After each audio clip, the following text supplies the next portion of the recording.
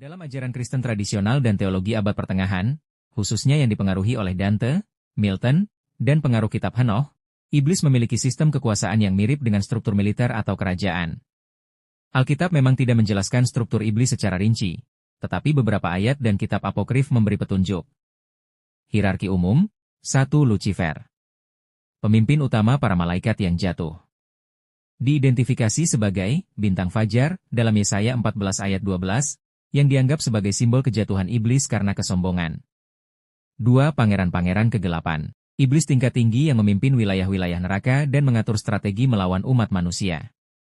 3. Roh-roh jahat dan setan lain. Berperan sebagai penggoda, penyesat, dan pelaksana rencana jahat. 4. Roh-roh penghancur, destruktif. Seperti legion, Markus 5 ayat 9, berfungsi merasuki dan menghancurkan manusia secara fisik dan mental. Efesus 6 ayat 12 menjadi dasar struktur ini, karena perjuangan kita bukanlah melawan darah dan daging, tetapi melawan pemerintah-pemerintah, penguasa-penguasa, penghulu-penghulu dunia yang gelap ini, melawan roh-roh jahat di udara.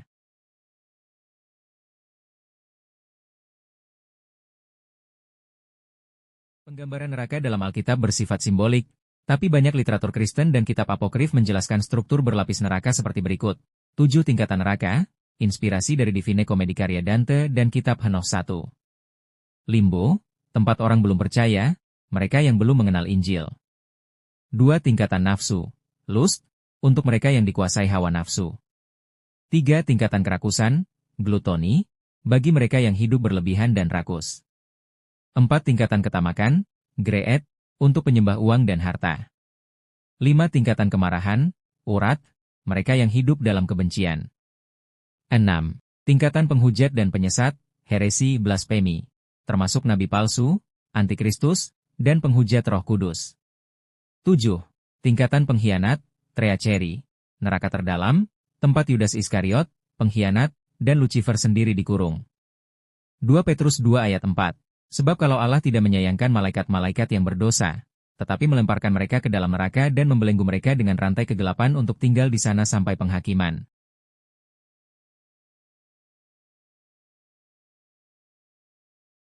Konsep 7 pangeran neraka berkembang dari pengaruh kitab Henoch, kitab Yobel, dan pemikiran para bapak gereja serta ditulis secara lebih eksplisit dalam tradisi Katolik abad pertengahan.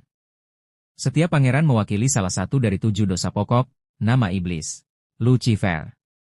Kesombongan, pride. Yesaya 14 ayat 12. Mammon. Ketamakan, greed. Matius 6 ayat 24. Asmodeus. Nafsu, lust. Kitab Tobit 3 ayat 18, apokrif. Leviathan. Iri hati, envy. Ayub 41 ayat 1 dan Mazmur 74 ayat 14. Beelzebub. Kemarahan, urat. Lukas 11 ayat 15. Belphegor. Kemalasan, sloth. Tradisi Yahudi dan Kristen awal. Satan Samael. Kerakusan, glutoni. Wahyu 12 ayat 9, tradisi apokrif.